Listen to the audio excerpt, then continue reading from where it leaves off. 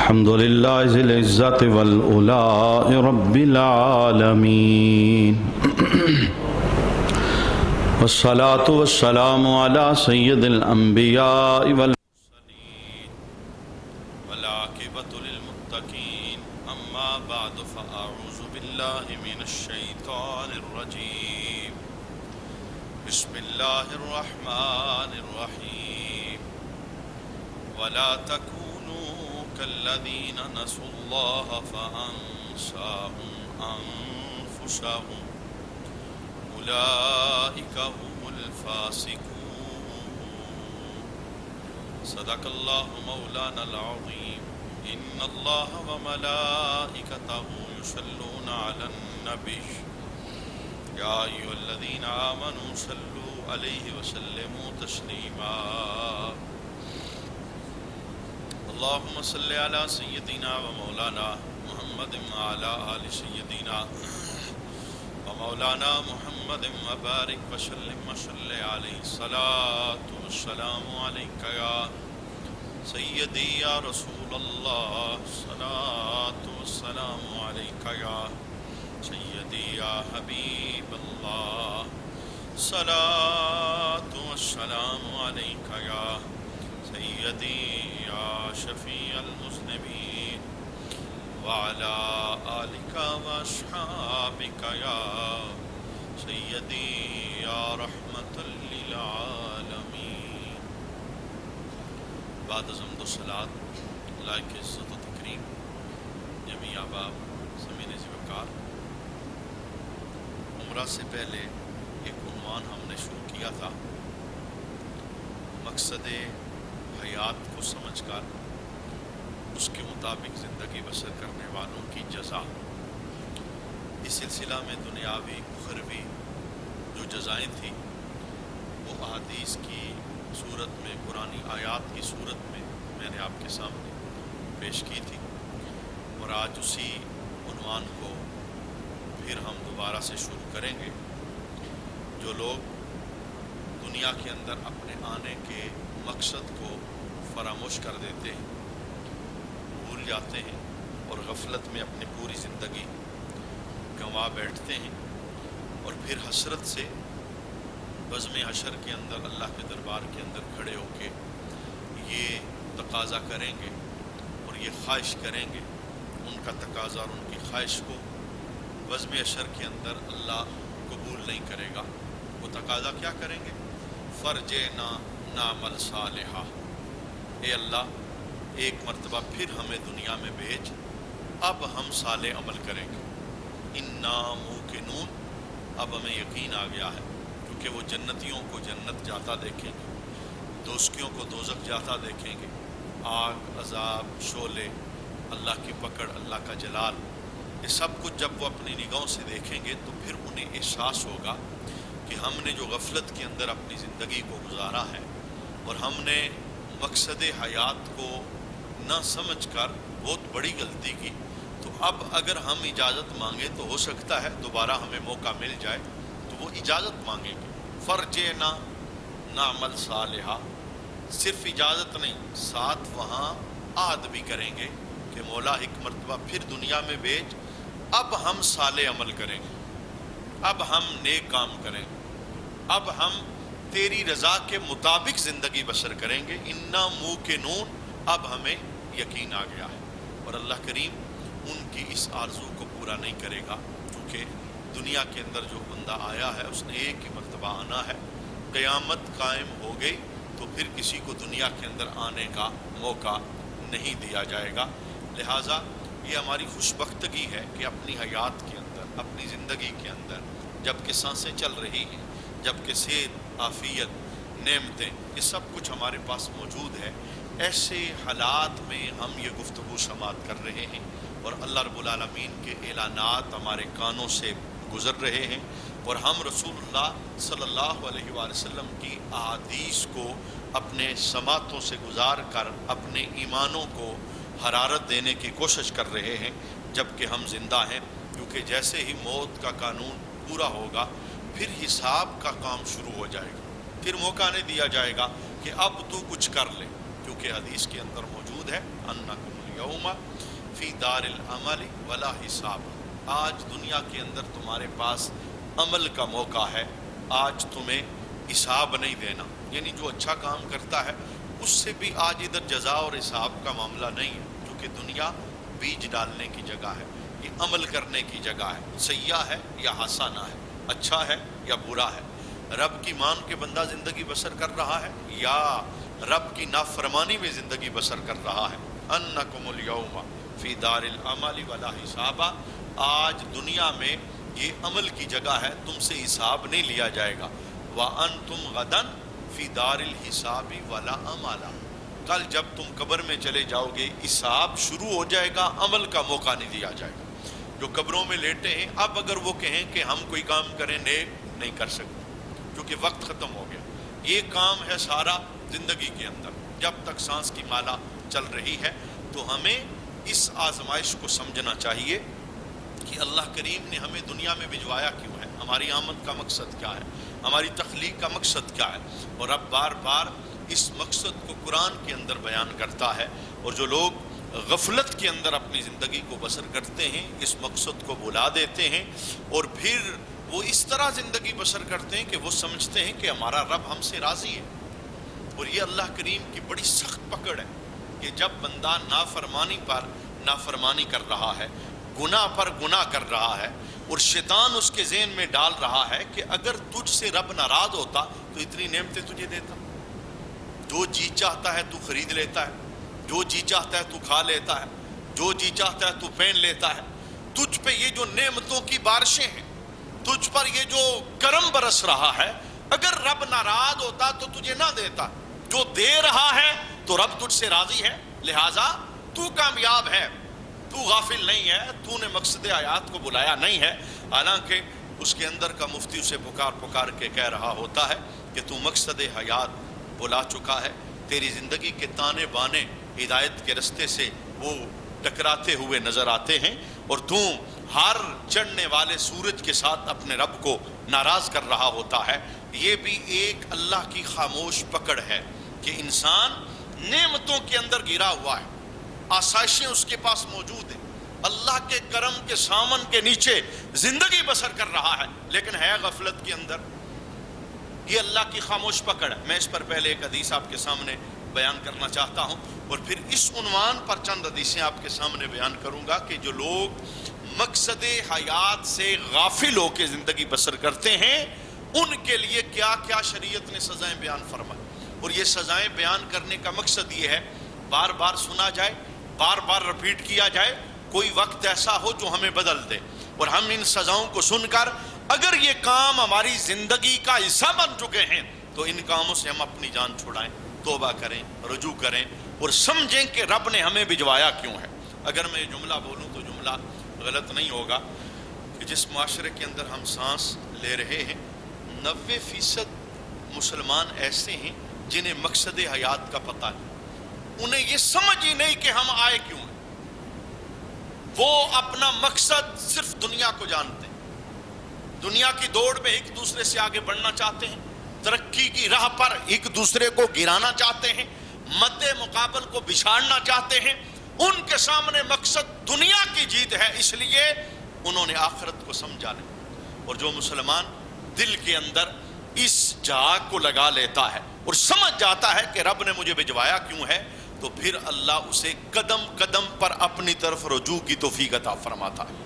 वो आंख भी उठाता है तो सोच के उठाता है और वो कदम भी उठाता है तो पूछ के उठाता है कि शरीयत की इजाज़त है या शरीयत की इजाज़त नहीं है।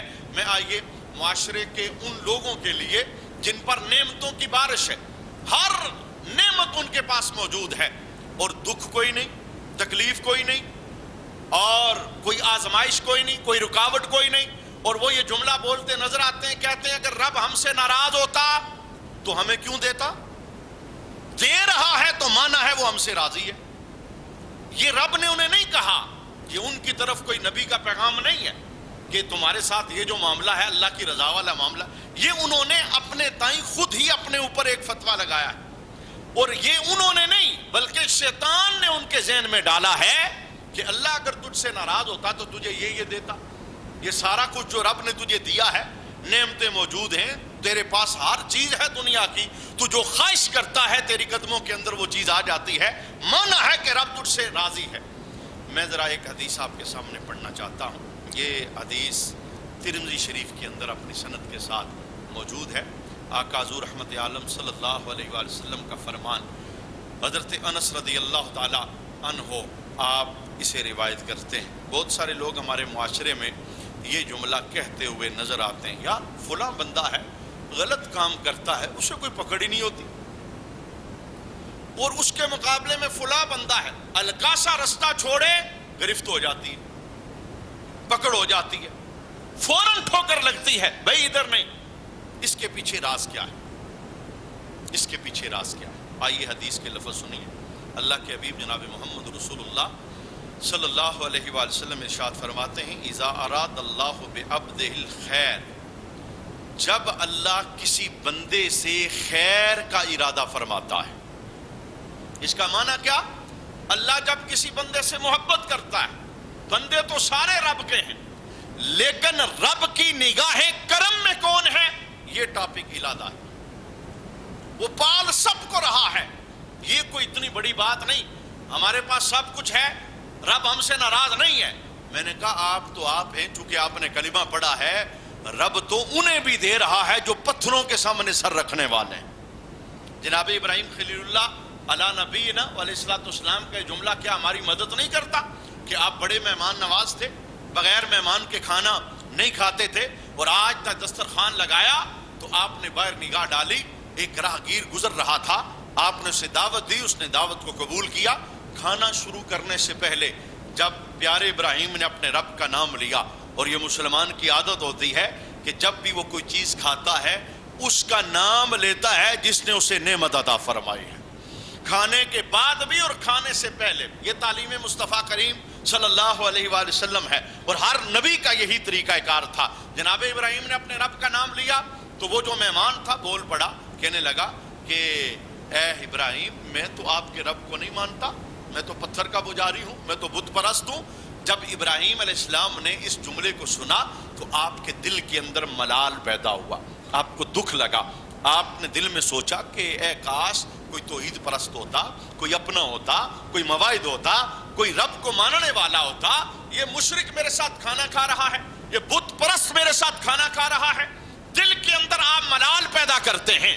رب آسمان سے وہی نازل کرتا ہے، رب فرماتا ہے پیارے ابراہیم دکھ نہ کرو، کھانا کھلا دو، دیکھو مدتوں سے ہم بھی تو اسے کھلا رہے ہیں، ہمیں پتا ہے بت پرست ہے، ہم چاہتے پیشانی توڑ دیتے، ہم چاہتے کمر اس کی جھک نہ سکتی، ہم چاہتے یہ بت تک پہنچ ہی نہ سکتا، لیکن پتا ہے بگوڑا ہے، نافرمان ہے، پھر بھی دے رہے ہیں۔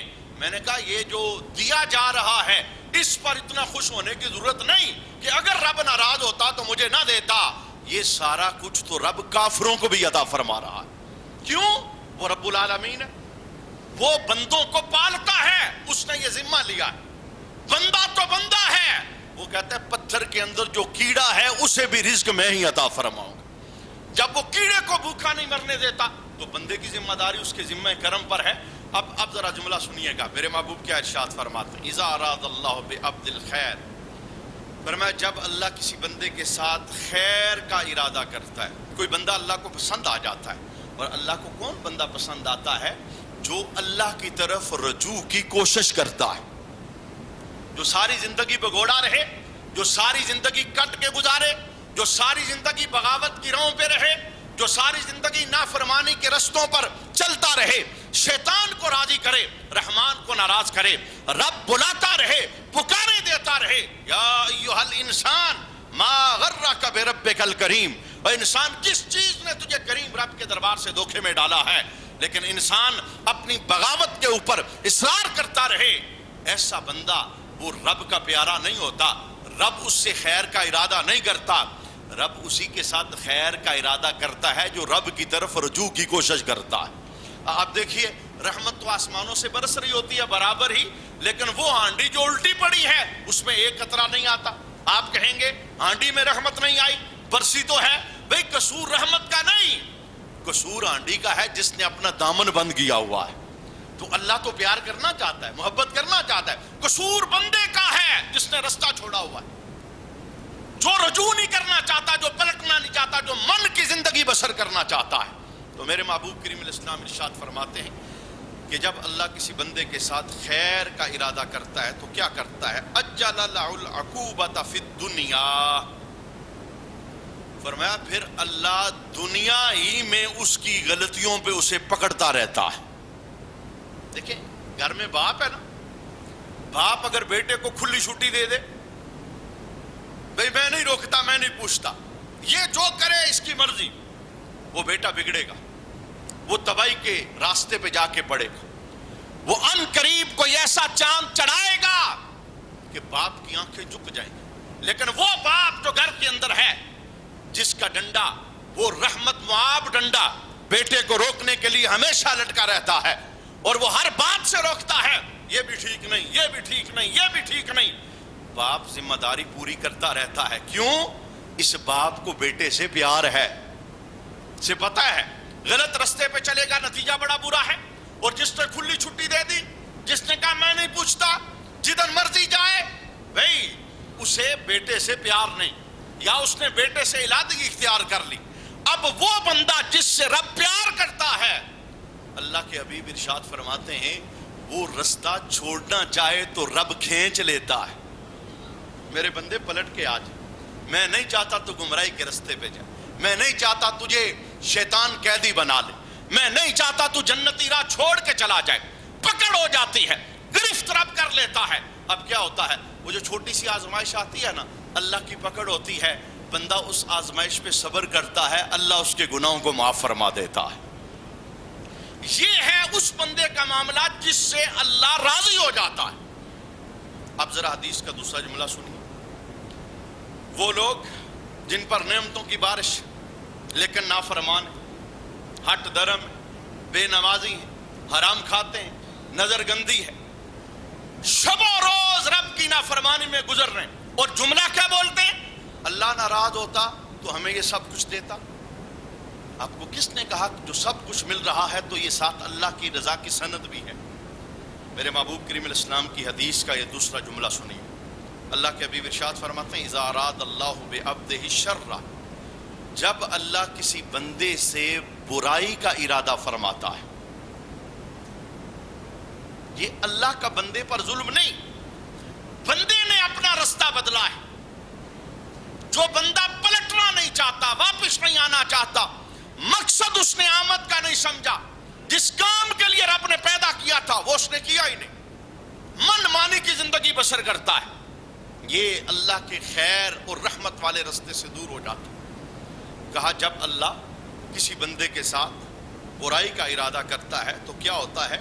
امسک عنہ بذنبہ، اللہ اس کے گناہوں پر خاموشی اختیار کر لیتا، اللہ پکڑ نہیں کرتا۔ یہ جملہ وہ ہے جو ہم بولتے ہیں، یار فلاں بندہ اتنا حرام کھاتا ہے، اتنا حرام، اسے کوئی پکڑ ہی نہیں ہوتی۔ ہمارے معاشرے میں جملہ بول جاتا، کہتے ہیں گلے کے اندر یہ ہڈی بھی اس کے رکتی نہیں، کوئی پکڑ ہی نہیں، یہ مسلسل اس گندے رستے پہ چلتا چلا جا رہا ہے۔ یہ اصل کے اندر اس کے ساتھ ایک خاموش پکڑ موجود ہے۔ رب نے اپنی رحمت کا رخ اس سے پھیر لیا ہے۔ مولا کیوں پھیرا؟ اللہ نے محبوب کی زبان سے اسے بیان کیا۔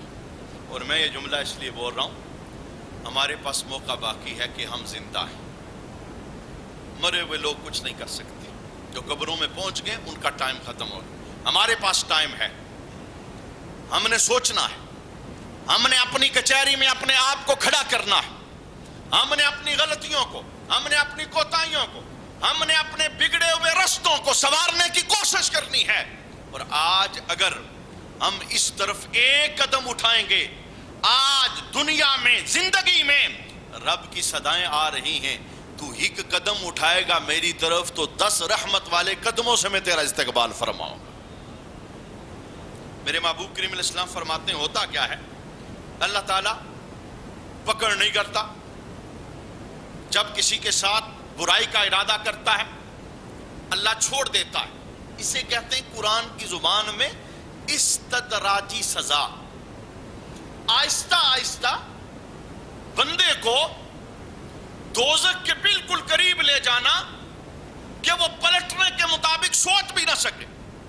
یہ میں اور آپ جملہ بولتے ہیں یار 60 سال کا بندہ ہو گیا، داڑھی سفید ہوگی، ٹانگیں کانپ رہی، پھر بھی گناہ کر رہا ہے. یعنی آپ نے تو اپنی سوچ کے مطابق جملہ بولا کہ اب تو اسے پلٹنا چاہیے، لیکن یہ پلٹے گا کیسے کہ اس نے ساری زندگی رب کے ساتھ بغاوت میں گزاری. یہ سوچ تو آپ کی سوچ ہے نا. رب نے اس سے جو ارادہ کیا ہے، چونکہ اس نے رستے کو چھوڑا ہوا تھا، اللہ تعالی گناہوں کو اس کے اوپر چھوڑ دیتا ہے. اور کس لیے چھوڑتا ہے؟ میرے محبوب کریم علیہ السلام ارشاد فرماتے ہیں حتی یوافی بہ یوم القیامہ، حتیٰ کہ قیامت کے دن رب ایک ایک چیز کا پورا پورا بدلہ لے گا. یہ بلائی نہیں جائیں گے، یہ نافرمانیاں، یہ ہٹ درمیاں، یہ رسولانہ راہوں سے بغاوت، یہ اللہ کے حکموں کو توڑنا. فرمایا ایک ایک چیز رب محفوظ کر رہا ہے. بدم اشر کے اندر ایک ایک چیز کا اللہ بدلہ لے گا. یہ جو دنیا میں نہیں لے رہا یا ڈھیل دے رہا ہے یا نعمتیں عطا کر رہا ہے گناہوں کے باوجود، فرمایا یہ رضا نہیں ہے، یہ رب کی طرف سے سزا ہے. مقصد حیات کو بلانا، یعنی جس کام کے لیے اللہ نے ہمیں بھیجا، عبادت. اور عبادت کا سادہ مفہوم جو پچھلی نشستوں میں نے آپ کے سامنے بیان کیا، ہر وہ فعل جس سے رب راضی ہو جائے اسے عبادت کہا جاتا ہے. اذان کی آواز آئے تو 5 گانا نماز، اس سے رب راضی ہوتا ہے. سال کے بعد رمضان آئے تو روزے، اس سے رب راضی ہوتا ہے. مال و دولت اللہ عطا کرے تو حج، اس سے رب راضی ہوتا ہے. مال و دولت اللہ عطا کرے تو سال کے بعد زکوٰۃ کی ادائیگی، اس سے رب راضی ہوتا ہے. نظر کی پاکیزگی اور طہارت، رب راضی ہوتا ہے. زبان پر حفاظت کا پہرا، رب راضی ہوتا ہے. ماں باپ کی تابعداری، رب راضی ہوتا ہے. رشتہ داروں سے حسن سلوک، رب راضی ہوتا ہے. رات کا کلیجہ چیر کے رب کے دربار کے اندر مصلی پہ کھڑے ہو کے اشک باریاں کرنا، رب راضی ہوتا ہے. گویا یہ عبادت کا مفہوم ہے، ہر وہ فعل جس سے رب راضی ہو جاتا ہے، جب بندہ وہ کرتا ہے اللہ اسے عبادت کا اجر عطا فرماتا ہے. یہ چیز ہے وَمَا خَلَقْتُ الْجِنَّ وَالْإِنسَ إِلَّا لِيَعْبُدُونَ. ہم نے جنوں انسانوں کو فقط اپنی عبادت کے لیے پیدا کیا. مقصد ہمارا یہ ہے. اب آئیے میں ذرا وہ چند حدیثیں آپ کے سامنے بیان کرنا چاہتا ہوں. اس کے ساتھ لگی ایک اور حدیث بھی میں شامل کرنا چاہتا ہوں. شعب الایمان کی حدیث ہے کہ سب کچھ ہے، پکڑ نہیں ہو رہی، اور کچھ لوگ ایسے ہیں جنہیں اللہ پکڑ لیتا ہے زندگی میں یا موت کے بالکل قریب. یہ فرق کیا ہے؟ ایک اور حدیث سماعت کیجیے. آقا حضور رحمت عالم صلی اللہ علیہ وآلہ وسلم کے اس فرمان کو حضرت عبداللہ بن مسعود رضی اللہ تعالی عنہ روایت کرتے ہیں. کون عبداللہ بن مسعود؟ جن کے متعلق میرے محبوب کریم علیہ السلام نے فرمایا کہ عبداللہ بن مسعود میری امت کے معاملے میں جس مسئلے میں راضی ہو جائے میں محمد بھی اس مسئلے میں راضی ہو جاتا ہوں. فقیہ درجے کے صحابی، ان کی یہ روایت کردہ حدیث. آقا حضور رحمت عالم صلی اللہ علیہ وسلم نے فرمایا ان المؤمن لا یکون قد عامل السیئہ. فرمایا بے شک مومن سے دنیا کے اندر جو گناہ ہو جاتے ہیں، کیونکہ انسان خطاؤں کا پتلا ہے، غلطی پر قائم رہنا یہ غلطی ہے. غلطی ہو جانے کے بعد رجوع کر لینا اور پھر دوبارہ اس گناہ کی وادی میں کبھی قدم نہ رکھنا، یہ مومن کی شان ہوتی ہے. فرمایا جو انسان سے، مسلمان سے خاص کر کے زندگی کے اندر خطائیں ہوتی ہیں، غلطیاں ہوتی ہیں، کیا ہوتا ہے؟ آقا حضور رحمت عالم صلی اللہ علیہ وسلم ارشاد فرماتے ہیں فَيُشَدَّدُ عَلَيْهِ عِنْدَ الْمَوْتِ. فرمایا جب موت آتی ہے تو اللہ موت کے وقت تکلیف دے کر، اذیت دے کر، سختی والی موت دے کر اس مومن کے گناہوں کو معاف کر کے مومن سے راضی ہو جاتا ہے. یہ کون ہے؟ جس نے مقصد حیات کو سمجھا تھا، جس سے دنیا میں آمد کے مقصد کو بلایا نہیں، ساری زندگی پھونک پھونک کے قدم رکھتا رہا، پھر بھی کوئی غلطی ہو گئی، کوتاہی ہو گئی، رب اس سے پیار کر چکا ہے، رب محبت کر چکا ہے، رب نہیں چاہتا ساری زندگی میری راہ پر چلنے والا بندہ دوزخ کے اندر جا کے جلے، آگ میں آئے، میرے قہر و غضب کا شکار ہو جائے۔ رب کیا کرتا ہے؟ چونکہ رب خیر کا ارادہ کر چکا ہے، فرمایا اگر کوئی خطا غلطی نامہ اعمال میں موجود ہوتی ہے اس بندے کے جس نے ساری زندگی رب کی مان کے گزاری ہے، ایمان والا ہے، کامل ایمان والا ہے، فرمایا جب موت کا وقت آتا ہے اللہ موت میں تھوڑی سختی دے کے گناہوں کو معاف کر کے اس بندے کو جنت کا تحفہ عطا فرماتا ہے۔ یہ ہے اللہ کی بندے کے ساتھ مہربانی، رحمت، معاون۔ اور اس کا دوسرا حصہ اللہ کے حبیب جناب محمد رسول اللہ صلی اللہ علیہ وسلم فرماتے ہیں وَإِنَّ الْكَافِرَ أَوِ الْفَاجِرَ، اور کافر اور فاجر، کافر تو ہو گیا کافر، فاجر وہ مسلمان جس نے مقصد حیات کو بلایا ہے، جو اپنی آمد کے مقصد کو نہیں سمجھا، جس کام کے لیے رب نے پیدا کیا تھا وہ کام اس نے کیا ہی نہیں، کمرہ امتحان میں بیٹھا ہی نہیں، پیپر حل ہی نہیں کیا، ساری زندگی بغاوت کے اندر گزاری۔ اور جب کبھی اس طرح کا کلام چلا تو یہ جملہ بول کے اپنے آپ کو مطمئن کیا، دوسرے کو کیا کرے گا؟ اپنے آپ کو مطمئن کیا، بھئی اللہ نمازوں کا بھوکا نہیں ہے، اللہ روزوں کا بھوکا نہیں ہے، لا حول ولا قوت الا باللہ العلی العظیم۔ 1000 بار ڈوب کے مرنا چاہیے جو مسلمان یہ جملہ بولے کہ اللہ نمازوں کا بھوکا نہیں۔ بھئی تمہاری نمازوں کی کیا حیثیت ہے؟ نماز کا رب بھوکا نہیں، لیکن نماز مقصد حیات کو سمجھنے کا سب سے پہلا زینہ ہے۔ اگر نماز کی کوئی حاجت اور ضرورت نہ ہوتی تو آمینہ کا لال 5 گانا نماز کی جماعت نہ کرواتا۔ یہ جملہ حضور کو پتا تھا یا ہمیں پتا ہے؟ یہ سرکار کے صحابہ جانتے تھے یا ہم جانتے ہیں؟ یہ دوسروں کو نہیں، بندہ اپنے آپ کو مطمئن کرتا ہے، اور یہ بندہ نہیں شیطان اس کے ذہن میں ڈالتا ہے بھئی کوئی بات نہیں۔ یا دوسرا جملہ کیا بولتے ہیں مسلمان؟ کہتے ہیں اللہ بخشنے والا ہے۔ اس میں کیا شک ہے کہ رب بخشنے والا ہے، لیکن اس نے اصول بیان نہیں کیے، اس نے شریعت بیان نہیں کی، اس نے قرآن ہمارے گھروں میں نہیں بھجوایا، اس نے ہماری ہدایت کے لیے نبی نہیں بھجوائے، اس نے غلط اور صحیح رستے کا انتخاب نہیں کیا، اس نے شیطانی رحمانی گروہ کی قرآن کے اندر تخصیص بیان نہیں کی۔ کوئی شک نہیں رب بخشنے والا ہے، لیکن پوچھو تو صحیح یہ بخشش کی خیرات رب دیتا کسے ہے؟ فرمایا یہ بخشش کی خیرات رب اسے دیتا ہے جو آنکھ بند کر کے سونے محمد کے پیچھے چلنا شروع کر دیتا ہے، جس نے ساری زندگی من کی زندگی بسر کی ہے، اپنی مان کی زندگی بسر کی، اور آخر میں جا کے جملہ بولتا ہے بھئی کوئی بات نہیں رب بڑا رحمان بڑا رحیم ہے۔ یہ سارے جملے ہم سے زیادہ صحابہ کرام علیہم رضوان کو آتے تھے، لیکن انہوں نے عمل سے جان نہیں چھڑائی، انہوں نے اس رستے سے بغاوت نہیں کی۔ وہ کہتے ہیں نا کہ ہمیں کیا ضرورت ہے، ہم نے تو نبی کریم صلی اللہ علیہ وسلم کا چہرہ دیکھ لیا ہے، کلم وعد اللہ الحسنی، ہم اس زمرے میں آگے ہیں کہ ہر صحابی جنتی ہے، جنت رب نے ہمارے پکی کر دی ہے، اب ہمیں کیا ضرورت ہے؟ باوجود اس کے سارے جنتی تھے، لیکن وتیرہ اور طریقہ کیا تھا کہ صحابہ کہتے ہیں ہم میں سے کوئی لوہے کا کام کرتا تو کوئی باغ میں کام کرتا تو کوئی کھیتی باڑی کرتا تو کوئی دکانداری کرتا تو کوئی منڈی میں کھجوریں بیچتا۔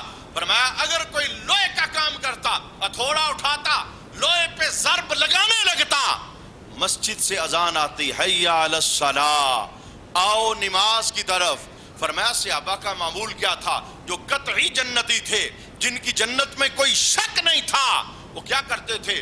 کہتے ہیں ہم لوہے پہ ضرب نہیں لگاتے تھے، ہم ہتھوڑا پھینک کے رب کے دربار میں حاضری کے لیے حاضر ہو جایا کرتے تھے۔ یہ ان کا طرز عمل تھا۔ اللہ کے محبوب جناب محمد رسول اللہ صلی اللہ علیہ وسلم ارشاد فرماتے ہیں کہ کافر اور فاجر وہ مسلمان جس نے مقصد حیات کو نہیں سمجھا، فرمایا لَيَكُونُ قَدْ عَمِلَ الْحَسَنَ، ان سے اچھے کام بھی ہو جاتے ہیں۔ ایک فاجر بندہ ہے، مجھے ایک بندے نے بتایا سودی بندہ ہے جی، اس نے فلاں بیٹی کی شادی کروائی، اچھا کام تو اچھا ہے۔ فلاں بندہ اس طرح کا گناہگار ہے، اس نے فلاں جگہ پہ صدقہ جاریہ ایک کنواں کھدوا دیا، کام تو اچھا ہے۔ فلاں بندہ ساری زندگی نافرمانی کرتا رہا، مسجد کے لیے جگہ دے کے گیا ہے، کام تو اچھا ہے، اس سے کوئی انکار ہی نہیں۔ یہ میں نہیں کہہ رہا، یہ بیان میرا نہیں، یہ آمینہ کے لال کی زبان کا نکلا ہوا بیان ہے۔ فرمایا کافر یا فاجر فاسق اس سے جو اچھے کام ہو جاتے ہیں، حسنات ہو جاتی ہیں، کیوں؟ ساری زندگی بغاوت کرتا رہا، ساری زندگی بگوڑا رہا، رب کا دربار چھوڑ کے اس نے زندگی بسر کی ہے۔ فرمایا جو اس سے اچھے کام ہوتے ہیں اللہ کیا کرتا ہے؟ فرمایا ان اچھے کاموں کا بدلہ رب اسے موت کی آسانی کی صورت میں عطا فرماتا۔ آسان موت دے دو اسے۔ ربا کیوں؟ فرمایا اس کی نیکیوں کا بدلہ اسے میں دنیا میں دینا چاہتا ہوں۔ کیوں؟ اس نے مقصد حیات کو سمجھا نہیں تھا، میں نے تخلیق کیوں کیا، میں نے پیدا کیوں کیا۔ وَلَا تَكُونُوا كَالَّذِينَ نَسُوا اللَّهَ فَأَنسَاهُمْ أَنفُسَهُمْ۔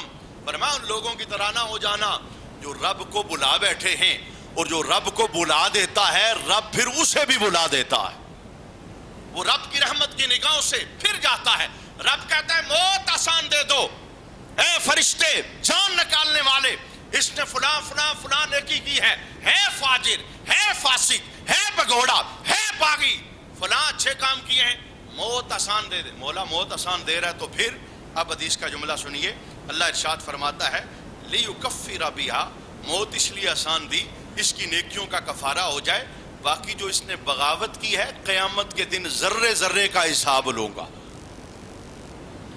یہ جملہ میں قبرستان میں نہیں بول رہا، یہ جملہ میں زندہ لوگوں میں بول رہا ہوں، یہ جملہ میں انہیں بول رہا ہوں جنہیں شعور رب نے عطا کیا، میں جملہ انہیں بتا رہا ہوں جو کائنات کی ہر چیز سے واقف ہیں، جو زمانے کے دانا لوگ ہیں، زیرک ہیں، اچھے برے کی پہچان رکھتے ہیں۔ کوئی نبی نہیں آئے گا، کوئی رسول نہیں آئے گا، کوئی آپ کا ہاتھ پکڑ کے نہیں آپ کو آ کے بتائے گا بھئی ادھر نہ جا ادھر جا۔